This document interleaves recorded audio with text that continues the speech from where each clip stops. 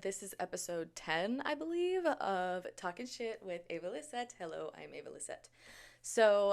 Today I brought in my oracle cards because I thought it would be fun to start doing like an oracle card pull for each one of my episodes. I think that would be a fun little addition. Also, you can see my fragrance of the day is pretty small. We got a new fragrance, okay? Thank you, Ulta, for gratis because I am an employee. So I got this in my gratis and it smells really, really good. So let's get into that. So this is the Orabella, which is Bella Hadid's brand or fragrance brand.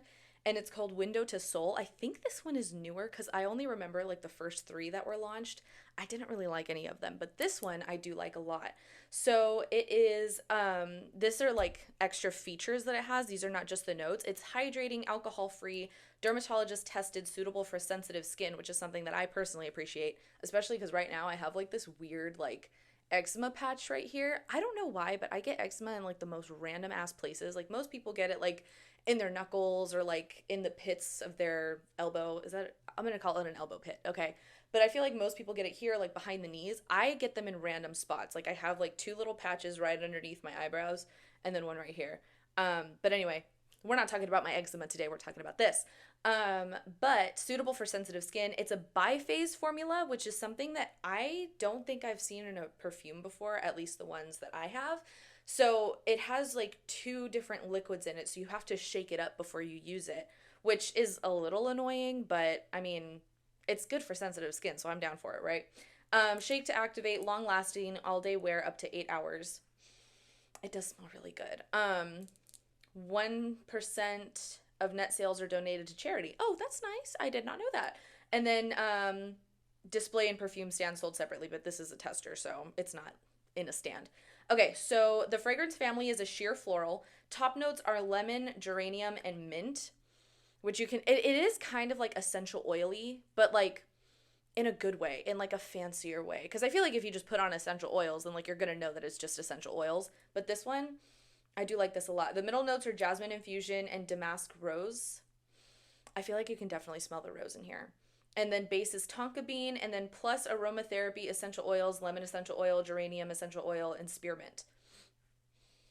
It just feels like it smells so fresh on the skin. It almost smells like maybe like a skincare product, if that makes sense. I mean, I feel like the biphase does make it feel more like almost like a setting spray sort of thing. I know there's like a toner by, I think, what is that brand called? It's like 1800. They have like a bunch of like goat's milk stuff. I can't remember what the actual name of the brand is. If I can, like, I'll like put it up here. But it's they have like this toner, this spray toner that's also like a biphase that you have to shake up and then you like spray it on your face and it's supposed to be very hydrating. That's kind of the same vibe that I get from this, to be honest. But it does smell really good. I love the way that it smells on my skin. It is very like fresh, a little rosy, and I like it. I like it for springtime and summertime because we are coming up on summer, okay? It's the end of May, and I'm so fucking excited for summertime, guys. You have no idea. I'm so excited for summer. And I wanted to get a nose piercing because I told myself after 40K I was going to get my second nostril pierced. But I want to go in the pool. So I don't know, I'm thinking about waiting until after summer to get it done, but I also want to get it done so bad. Like, I'm about to hit 50K, and that was my goal for 40K, so I feel like I need to do it, but at the same time, like, I want to go swimming, and I don't want to get my piercing infected while I go swimming. And I'm not the type of person that's like, I'm gonna, like, lounge out by the pool and, like, not get my hair wet. No, I'm playing mermaids, okay? I am going underneath the water, and I am swimming like a fucking mermaid, okay? I'm doing laps around the pool. I'm doing my old fucking water polo drills, all right? I'm treading water. I'm doing all of it, right? And I love the pool. I feel like it's my Pisces moon. Like, I'm such a fish out of water. I love being in a body of water. Not really, because I don't really like the ocean, but I am, like, I'm a pool girly, okay? I like pools, I like lakes, and still water. I don't like waves. The ocean freaks me the fuck out, because I got caught in a wave one time, and I got flipped over a bunch of times, and then after that, I was like, I don't fuck with the ocean anymore. It scares me.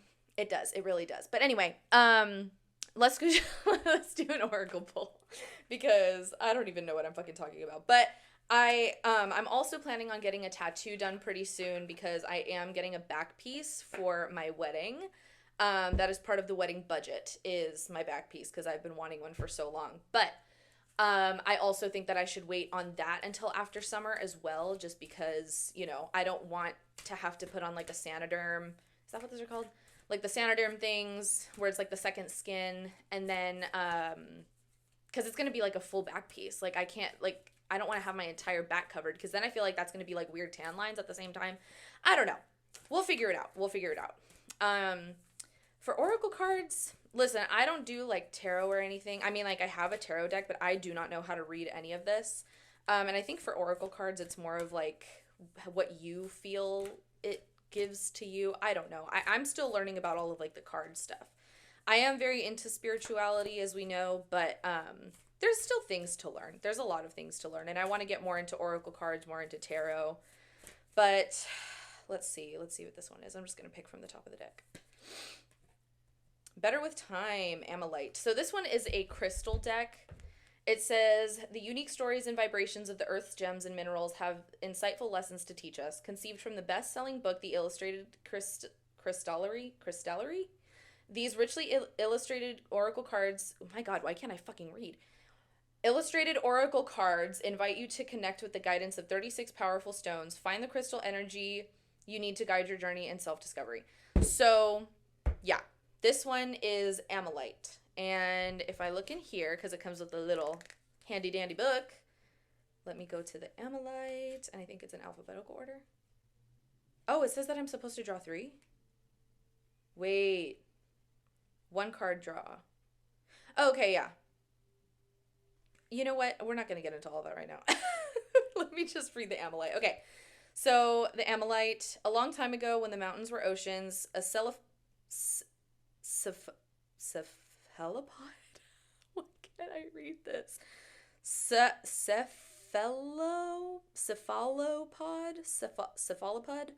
I don't know. Cephalopod? We're not going to talk about it, okay, guys? I honestly do think that I'm a little dyslexic. It's these things that you see like the fossils of. But anyway, called ammonite, and it's home in a spiral shell on the ocean floor. Its shell was much like that of a shell of a snail or conch, lovely in its spiral form, but it's otherwise unremarkable. What the hell was that? I don't know if you guys just heard that, but I just heard something really weird happen. I just heard it again. It sounds like there's someone like in the ceiling. Maybe I'm going insane. Okay, anyway, where was I? Their remains were fossilized in what became the mountainside. The pressures of time and the soil matrix of the mountains caused the remains' chemistry to shift to become opalescent and sparkling. Time changes everything, Amalite knows, and what in your life needs spaciousness and time so that it can become a jewel. Don't know why I had the hardest time reading that. Yeah, Better with Time. I feel like this... Really, I feel like I kind of needed to hear this, to be honest. So, okay, hold on, let me get some water before I jump into this one. So we're going to talk about something a little heavy right now. We're, trigger warning, alcoholism. So, I think I might have talked about it before, that my dad, growing up, was an alcoholic. And that caused like a lot of emotional distress on myself, on the rest of my family, physical stress as well, and on him especially because, alcohol is so poisonous to our bodies. But, he was sober for a few years, and then he would relapse, and he would be sober again, and then he would relapse, and it's kind of like this cycle that goes... I don't know, it feels like it happens like every like 7 to 10 years or something. Like it definitely feels like it's like a repeat cycle. It keeps happening over and over again. And my dad relapsed this week.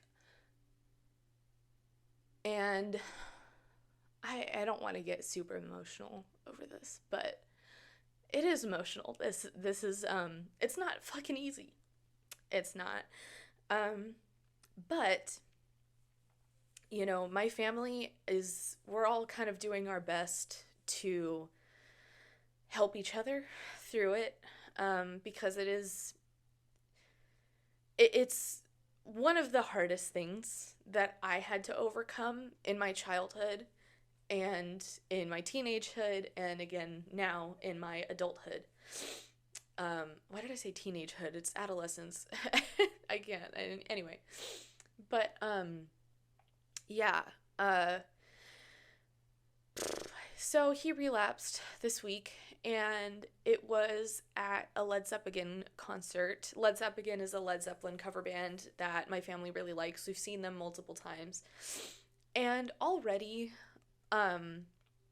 going to see Led Zeppelin was already, like, I'm not even gonna lie, it was kind of triggering because the last time we saw Led Zeppelin, we went to go see them out in Big Bear, and there was, like, a lot of stuff that happened that night because my dad was relapsing during that time too. And I remember at that show in particular, we got there and my dad was like, or we got to the venue and my dad was like, hey, like, I want to go and get some drinks for everybody. Can you come and help me carry the drinks over?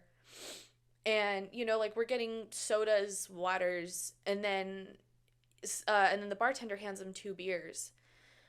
And I just remember thinking, because I was 17 at the time, I remember thinking, like, mom doesn't drink beer and dad's supposed to be sober. Like, I was so confused when I saw that.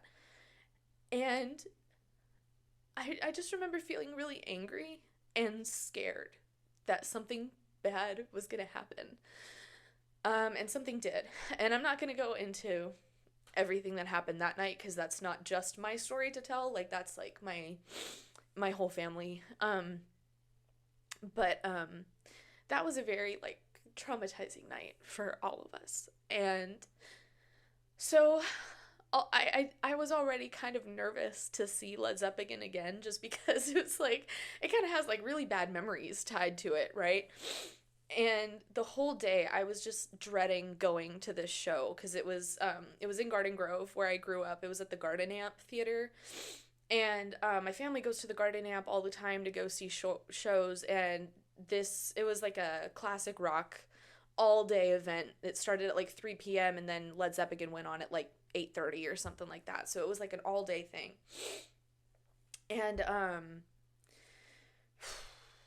And so I was dreading going all day. And so I just asked my mom, like, hey, like, what time is Led Zeppelin going on? Because, like, it's going to take me a long time to get there because I live out of town. So, you know, how long until they go on? I'm just going to come on for them, right? And so my mom tells me that they go on at 8:30. And so I was like, okay, I'm just going to get ready slowly and mentally prepare myself to go because I didn't really want to see my dad. And this was before I even knew that my dad was relapsing. I just kind of, mine and my dad's relationship has not been great recently.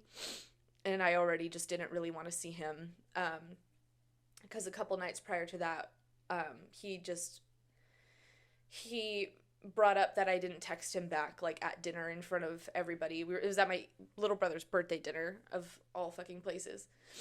And he mentioned that I didn't text him back, and he waited until Tyler got up and left to say something. He didn't want to say it in front of my partner for whatever fucking reason, but he waited to say it, and I think he said it in front of people to try to embarrass me, but I was like, I don't want to talk to you. And that's not a secret. Everybody at this table knows that I don't want to talk to you right now. So that happened on Tuesday, and then on Saturday was the day of the Led Zeppelin show. Sorry, my mind is kind of all over the place, like, thinking about all of this. So if this story, like, doesn't make sense, I apologize. But it's just a lot. It's a lot to think about. But so then Saturday comes around. We're going to this show because that's what my little brother wanted to do for his birthday. And I get there, and I forgot to mention, before I even got there, I was just, like, dreading it, and I was telling my friends Carly and Leona, like, I don't even want to go, and, like, I was begging one of my friends to come with me because Tyler wasn't free that night, and I was like, I don't want to see my family by myself. Like, it wasn't even just my family, it was just, like, I don't want to be around my dad.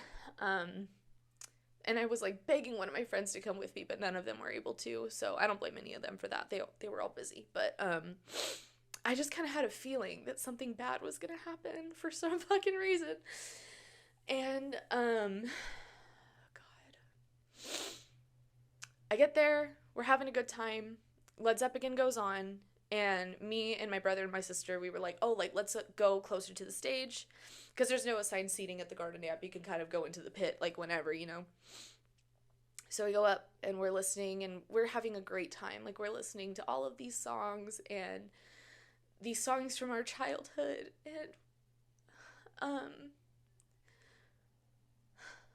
and then Stairway to Heaven started playing. And I just kind of, like, got this, like, overwhelm of emotion when Stairway started playing, because I feel like that song has always meant a lot to me, and not just me, like, my whole family, but that's, like, my favorite song of all time. And later on, when we're talking about lighter stuff, I am going to go into Synesthesia, because that song specifically is what I wanted to talk about, but let's just get the emotional shit out of the way first. So, Stairway to Heaven starts playing. My mom comes down, and we're all kind of like, we're all very, like, kumbaya, like, we're, like, holding each other, and we're, like, rocking back and forth. And, during the show, before Stairway started playing, I noticed my dad was acting really weird. Like, we weren't around my dad, but he was, like, on the side of the stage, and he kept on, like, climbing up on the edge of the stage. Like, he wasn't anywhere near the performers, but he kept on climbing up near the stage. And I guess he was told by security multiple times to stop doing it. And he didn't, because my dad is the type of person that thinks that rules don't apply to him for whatever fucking reason. But Stairway starts playing, my mom comes down, we're kumbayaing, and then my dad comes around, and then he puts his arm around my brother, because it's me in the middle, and then my sister and my brother, my mom and my dad. And my dad comes, and he puts his arm around Eli, and he puts his arm around, and he, like, kind of touches the back of my head. And I don't know. I was like, don't touch me. Like, I don't want to be around you. I don't want to talk to you. I don't want you to be near me. I don't want to hug you. I don't want anything right now. Because I'm very, very angry with him over a lot of other things. So I just, like, I kind of, like, moved away, because I was like, don't touch me. Like, keep your hands off of me. And, I don't know. I feel like at that moment, because he was closest to Eli might have, like, smelled alcohol on him. I don't know this for sure, but I think that could have happened, right? And then, after Stairway, my dad walks away, and the performers shout out Eli, because it was for his 18th birthday, and my mom saw a couple of the bandmates before the show, and she was like, could you shout out my son? It's his 18th birthday. They were like, yeah, of course. And so I have this really great video of Eli's reaction to being, you know, shouted out. And it was right before they played their last song, and their last song was, like, a medley. They did, like, Heartbreaker and Communication Breakdown, and just, like, a bunch of, you know, like, the classics, right? And I noticed Eli is just kind of, like, disengaged all of a sudden. Like, he's not really dancing, he's not really singing along, and I'm, like, you know, kind of nudging him, and, like, hey, like, you know, like, singing the lyrics to him, and, because we were doing that before, and I was just like, why, like, I don't know why he's acting so weird. And then I noticed that he pulls out his phone, and I see that he's texting my dad, but I didn't see what he texted my dad. And I look over, and I notice, like, my dad isn't by Eli anymore. He's not up by the stage, and I was just kind of like, okay, whatever. Maybe he just, like, went to the bathroom. Maybe he did whatever. So after the show, we're all walking outside, and my mom is going to give me a ride to my car, because I had to park far away.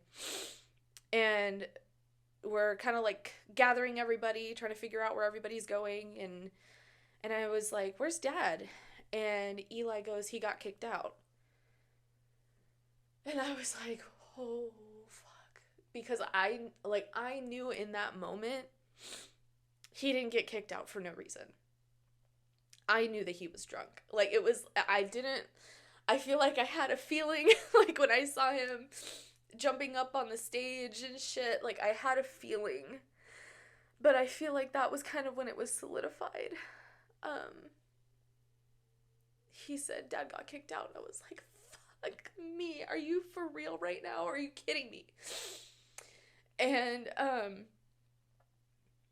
then he said, yeah, Dad got kicked out. He's drunk. And we all got in the car, and my mom started, taking me over to my car. And I feel like my mom and my sister are just trying to, like, make everything feel normal. They're just trying to talk normally. But I know that they're not okay either when we all find this out, right? But then, he's so quiet. And so I reach over to him and I just start, like, rubbing his hand. And because I know for Eli, like, I know it's hard. Like, I was that age when, like, the last time it happened with my dad, and I was getting ready to graduate, and, he's at that age now. He's 18, and he's getting ready to graduate. Like, his graduation is next week, and I don't even know what that's gonna look like. But I just remember, like, how overwhelmed I was, and I just feel like he's probably feeling a lot of the same things that I was feeling during that time. And, yeah, so they dropped me off at my car, and on my way home, I'm just fucking, like, I'm sobbing. I'm not okay, right? Because I'm pissed, and I'm pissed that he, I'm already pissed from all the other bullshit that he's doing right now, and then I'm pissed because he just fucking relapsed, and I did not think that we were ever gonna have to fucking go through that ever again. But now I feel stupid because, it's a cycle. He does it over and over again. But yeah. So I'm on my way home and I FaceTime my friends, and I'm so, so grateful for my friends because they helped and made sure that I got home safe. They were like, Ava, like, if you need to, like, pull off to the side of the road or get off on the nearest exit and, like, chill in a parking lot for a minute, like, don't drive if you're crying, because, like, that can be dangerous. And they were just making sure that I was okay. And I feel like I have a really great support system with my friends this time around, because last time my dad relapsed, like, I didn't really have friends to support me through that. And this time around it feels different, so I'm very, very grateful for my friends. But I get home and I'm just ranting to everybody, and Tyler says that when he saw my text message, because I texted them first and then they FaceTimed me, when I texted in the group chat that my dad relapsed, Tyler was pissed. Like, he was so angry because he knew what that meant. He knew, like, all of, like, the emotional distress that was going to cause me and the rest of my family.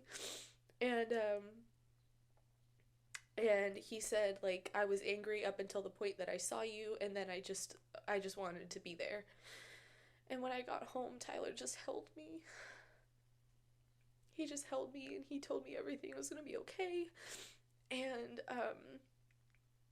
yeah, I feel like that's pretty much, like, how, that was my experience of the night, was just ranting about my dad and, like, all the shit that he did before, and why I'm so fucking pissed that he did this again. And there was some other stuff that happened that night, but that's more of, like, the rest of my family's experience, not my story to tell, but my God, like, oh God, it's just a lot. Like, it's just too much to even fucking think about. And I'm so sorry if, like, that was all over the place and if that was super emotional, but, this is my podcast. I can talk about whatever the fuck I feel like, in whatever way I feel like saying it. But, yeah, so that was Saturday, and on Sunday, my mom and my siblings went to an Al-Anon meeting, which is basically, like, AA, but, like, for the families of alcoholics. It's like a support group. And I told my mom, I was like, I need a day to myself. And that day I went and got a pedicure, and my friends surprised me with Cinnaholic, which is this really, really good like cinnamon roll place, and they have really good cookie dough. And they got me like a tub of cookie dough. And they surprised me with it, and we went out, got a little sweet treat, and then the next day I had therapy, and my therapist, she got an earful. She got an earful that day. And then right after my therapy session, I went and got a facial, and it was nice because it was like the first facial I had gotten in months. So I feel like the days after it happened, I just kind of like gave myself some time to like recharge, because you can't pour out of a cup that's empty. You know what I mean? And I feel like I need to be there to support my family, but I needed a couple days to just kind of like, I just need to like isolate. I need to take care of myself for a second before I can start, like helping to take care of my family and their emotions too, and like be supportive. Because I don't want to drain myself, like I need to take days for myself too. But, yeah, so I talked about it in therapy. And then, yesterday, I think it was, my dad sent me a text that just said, "I'm sorry." Too little, too late for that. Like, are you fucking for real? Like, this has been years. This has been over a decade of bullshit and alcoholism, and then sobriety, and then alcoholism. And even through sobriety, he was still an ass. And, never completed his 12-step program because he never wanted to apologize. And an "I'm sorry" text is not going to do shit anymore. Okay, maybe it would have worked 10 years ago. It's not going to work now. But yeah, that's kind of what happened this week. Good Lord. And on Sunday, I'm going to an Al-Anon meeting with my family, because I definitely do think that I need to go with them, and I need to talk about this. Because I feel like in the past I kind of suppressed it, and I don't want to do that anymore. I want to talk about it, and I also want to talk about this like publicly on here, because I know that there's probably plenty of other people who have experienced this too. Being the child of an alcoholic, not easy, not fun.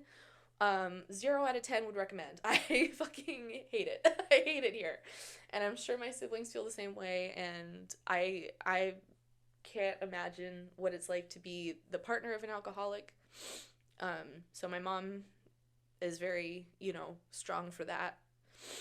But, yeah, it's just, it's a lot, and I'm sorry that it's heavy. This is kind of like a heavier topic for an episode, but fuck, it's just, it's a lot. But anyway, back to the Oracle card. It's gonna get better with time. Like, it has to get worse before it gets better.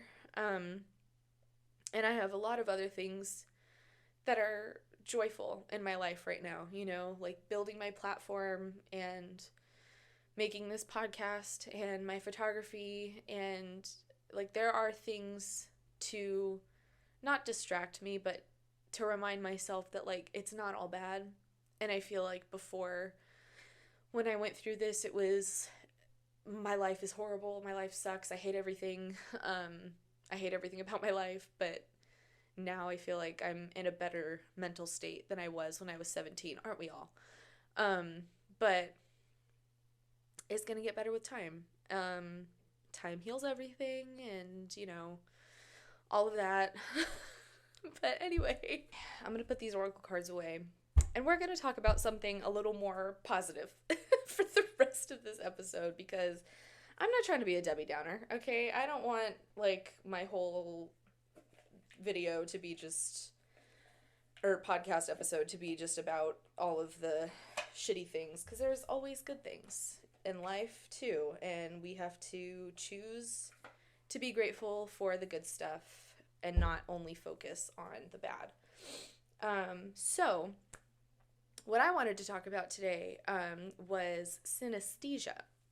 I found out that I had synesthesia Pretty young because I think I was maybe like in third or fourth grade. And I asked my friends, I was like, oh yeah, like, you know, like when you're listening to music and then like you see stuff? And they were like, what? I was like, oh, okay, so that's like not a thing. That's maybe not like a normal thing. I was like, oh, okay. Let me shut the fuck up before I embarrass myself, you know? But okay, so I feel like a really good example of this is like the movie Fantasia. I'm pretty sure the movie Fantasia was made by people who have synesthesia. So it was listening to a lot of it was Tchaikovsky, and listening to this music and then making these beautiful like cartoons according to this music. And if you look up on YouTube, Fantasia the soundtrack, I feel like that is the perfect example of a lot of the things that I see when I'm listening to music. A lot of the times music will give me like an image, right? And that we'll talk about with Stairway to Heaven. But there's also certain sounds that like create different shapes in my head, you know what I mean? And almost like in my like within my line of vision. It doesn't feel like it's just in my head. It feels like it's happening in front of me, which sounds a little scary, like a little hallucinogenic, but you know, it's very like it's really cool. It's a really cool experience to be able to see music in that way. But jazz, I feel like jazz is very warm, very like orange and red and yellow and kind of round, if that makes sense. Like, if you don't have synesthesia, I feel like you're not gonna know what I'm fucking talking about. You're gonna be like, you're crazy. You're actually fucking insane. But that's why I'm telling you, look up the soundtrack on YouTube from Fantasia, because that will show you exactly what I'm talking about. Um, Jazz is very round, right? Certain drums sound round, and then others sound like, you know, like the pow emoji, like bam, like kind of spiky. I don't know. I feel like, does this make any fucking sense? Does this make any sense to anybody? Like, obviously, the people with synesthesia probably know what the fuck I'm talking about.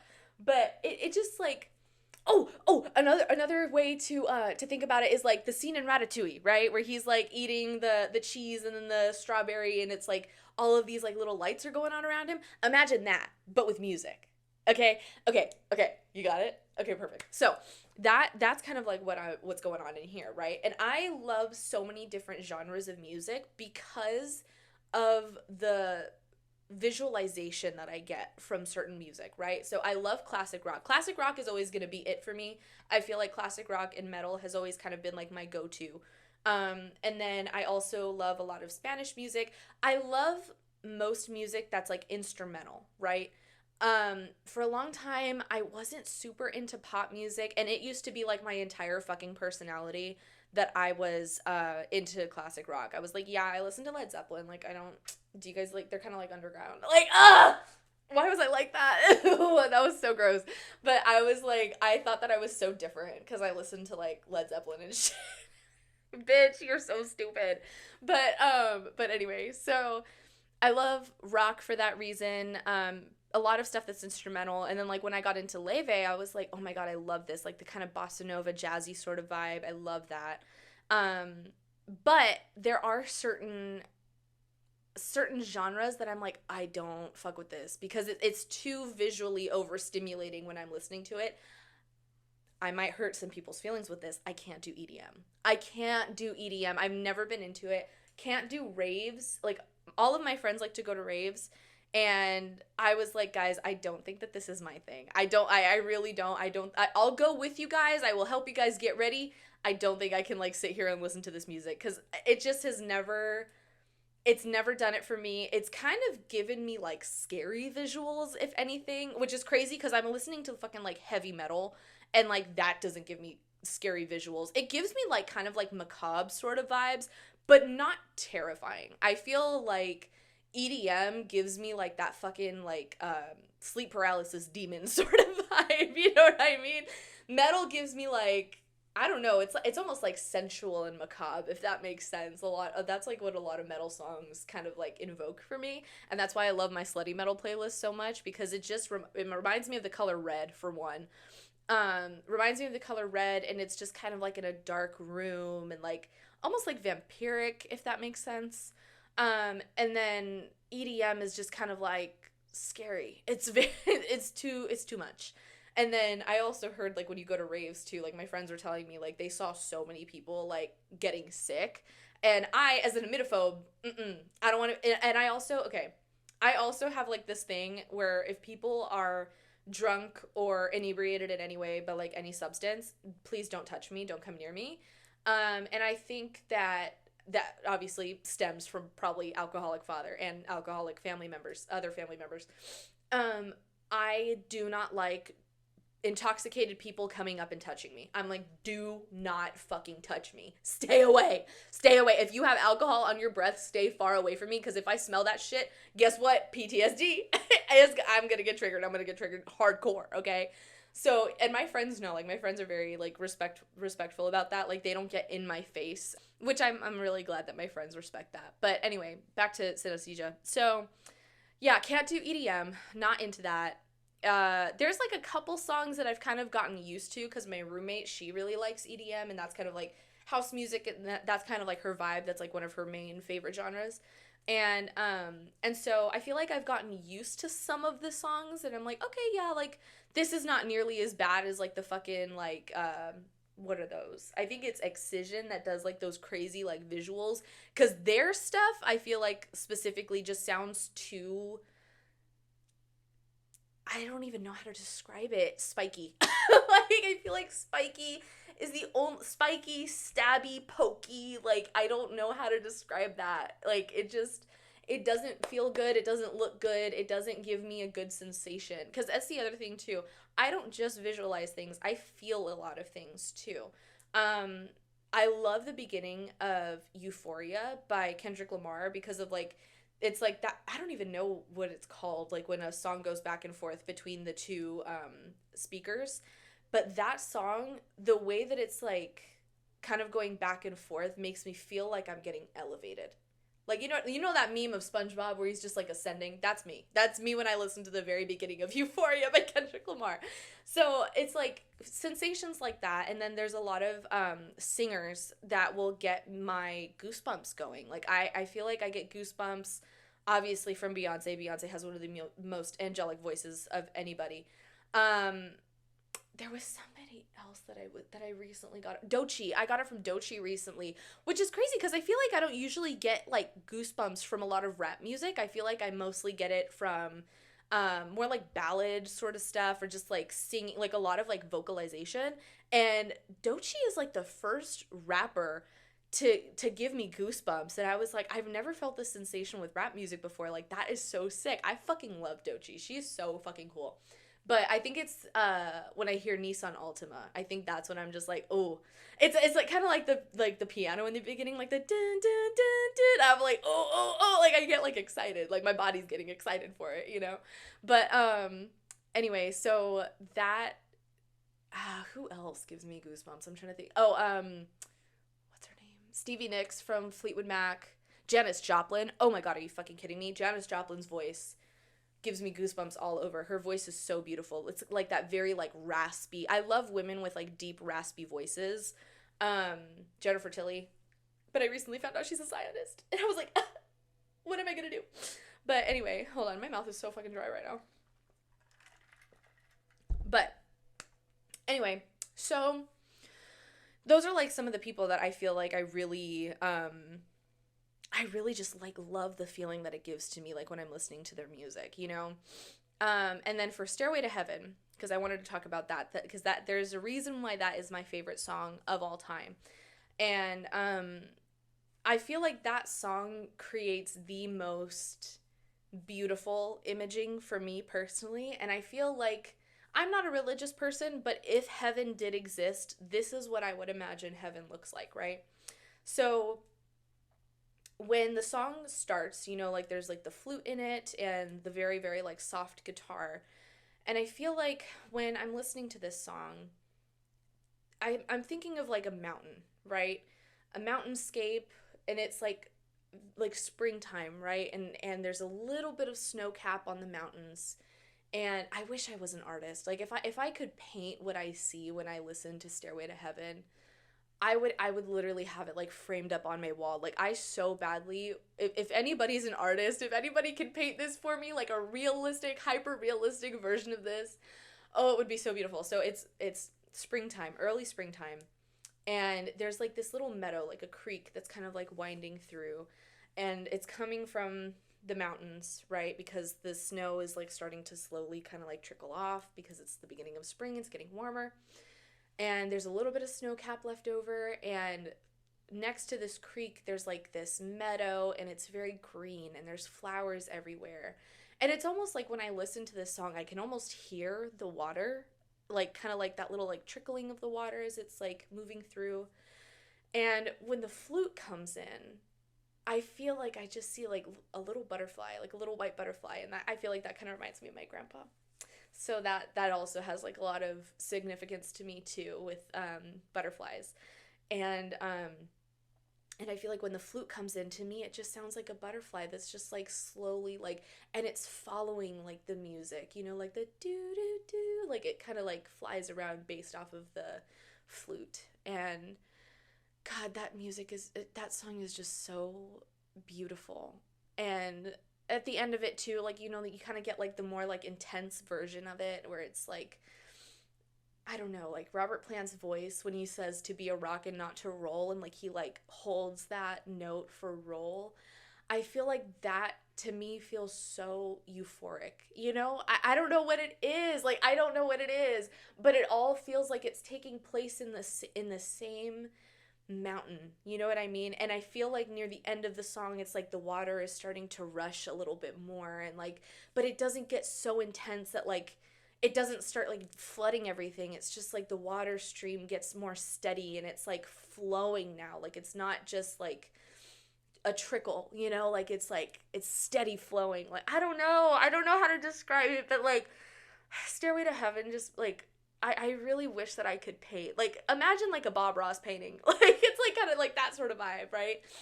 But yeah, I love having synesthesia. It is so beautiful, and there's certain songs that will like really kind of give me that vibe of like it'll paint like a very specific image for me, you know? And then the same thing happens with smells too. Like smells will kind of bring me back a lot of the times. Like the smell Black Cherry Merlot from Bath and Body Works, that literally smells exactly like the strawberry shortcake dolls that I had when I was a little kid. And I remember like one time I popped open that little hand sanitizer, like, you know, when they had like the little hand sanitizer testers, and I popped the Black Cherry Merlot and I smelled it, and it felt like I was back in my little 4-year-old body. I don't know how to describe that. I literally felt smaller. I felt smaller.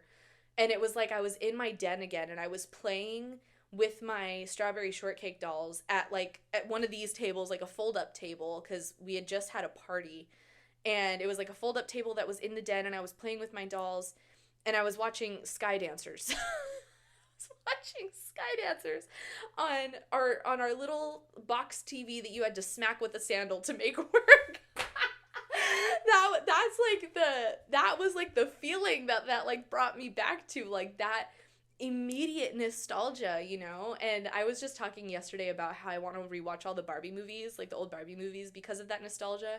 And I feel like there's so much unintentional ASMR in those movies, and I feel like that those sounds just bring me back to being a little kid again, you know? And like I feel like I'm in my little like pajama dress or something. Like I don't know, like I don't know if that's specifically synesthesia or maybe that's like PTSD. I don't know what that could be, but yeah, I honestly feel like synesthesia is it's such a beautiful thing to have, and I'm sure other people who have synesthesia feel the same way. Like it is so so beautiful. And I think Kendrick Lamar actually has synesthesia too. I think I heard that somewhere, but I don't know what specifically like what songs they were talking about. But I mean, it would make sense if he has synesthesia, because like I said, the beginning of Euphoria, like I'm telling you, that shit makes me feel like I'm fucking levitating. I could just listen to that part for like an hour loop.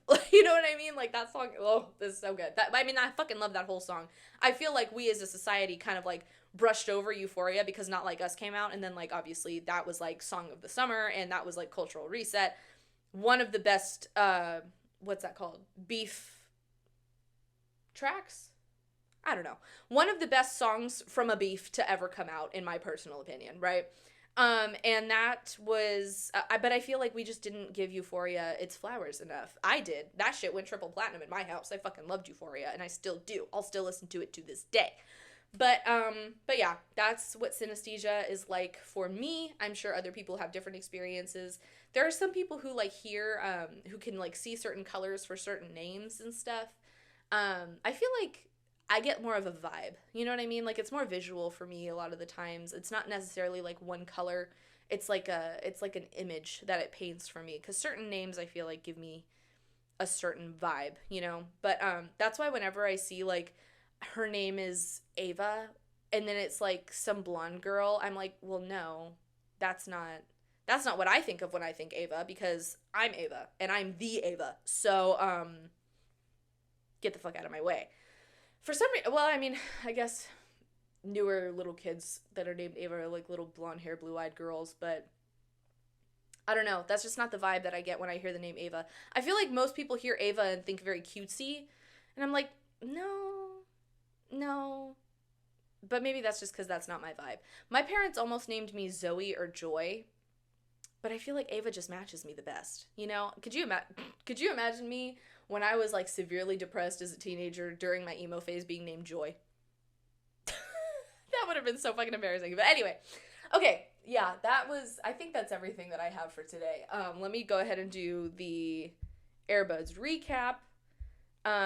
Tracks of the week. Okay, hold on. I feel like I'm getting sick or something because I feel like my nasal drip is like going crazy right now. But anyway, okay. Tracks of the week. Tonight Demo by Amira Elfeki, I think it's her name. Love her voice. Her voice is so beautiful. Again, like that deep, raspy voice. That song also gives me goosebumps. Sex Tape by Deftones. Sync.wave or Sync.wav. I think it's Wave by Mood Ring. Sweet Pea by System of a Down. Underrated fucking song. Okay, I made a TikTok about that shit. If you like System of a Down and you haven't really like done a deep dive, the one song in my personal opinion that you need to listen to is Sweet Pea. That's my favorite fucking song. The middle of that song is so sexy. I don't know what it is. But I fucking love it. And then Rosemary by Deftones. Album of the week, Selfish Machines by Pierce the Veil. I got back into it, guys. I'm back into like my emo sort of like phase. Like I'm listening to a lot more Sleeping with Sirens and what's it called? I almost said Falling in Reverse. I'm not really listening to them much these days. But Pierce the Veil and Paramore, I'm kind of like falling back into that a little bit. But A Trophy Father's Trophy Son, that's kind of been doing it for me recently. For certain circumstances that we discussed earlier. But artists of the week are Deftones, Leve, and Sleep Token. No Catriel and Paco Amoroso, guys. That's a little crazy. That's a little crazy that they did not make it into any of these today. But I don't know. I think the phase might be coming to an end. I still listen to them like whenever I go to work in the morning. But like, I don't know. Like I feel like when I'm at work, I'm not really listening to them as much. Because recently I've been listening to like a podcast when I'm at work. So I don't know, guys. They might be coming down off the letterboard. I know. That's crazy. But anyway, that is everything that I have for you today. My apologies for kind of like an emotional sort of episode, but we ended off on a good note. We talked about synesthesia, we talked about fun stuff, and yeah, I'm very grateful to be able to look at the positive side of things, even while negative things are going on in my life. I'm choosing to focus on the positive things and focus on working on my mental health and my business that I'm creating. But yeah, if you or your family members are going through something similar, or someone that you love is going through alcoholism or any sort of addiction, I will go ahead and add some resources in the description so that way either you yourself can get help or your loved one can get help, because it's a struggle for everybody involved, unfortunately. But yeah, I think that's everything. Okay. So loving you guys. Forehead kisses for everybody. If you cried a little bit with me, then extra forehead kiss for you, because I'm sorry, but we're gonna get through it. We're gonna get through it. And like the oracle card said, time is gonna heal it. We're gonna be good. We're gonna be good. Okay. I'm beautiful. You're beautiful. We're all beautiful. Have a very good day. Bye.